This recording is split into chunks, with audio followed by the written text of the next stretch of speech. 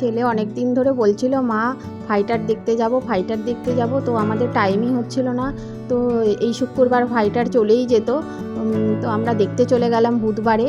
তো এই যে দেখো আইনক্সে চলে এসেছি রঙ্গলিতে ফাইটার দেখতে। তো এখানে টিকিট কাউন্টার থেকে টিকিট কেটে নিলাম।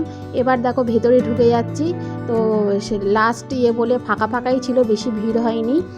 তো আর এই বইটা এই যে 3D দেখেছি, এটা অন্য বইয়ের ট্রেলার দেখাচ্ছিল। তারপর এই যে সিনেমা শেষ হয়ে আমরা বেরিয়ে এলাম।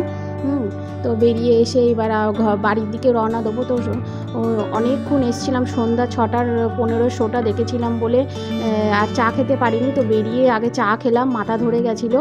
তো এখান থেকে ফুল নিয়ে নিলাম ঠাকুরের, আর মিষ্টির দোকান থেকে আমার মাখন সোনার মিষ্টি নিয়ে নিলাম।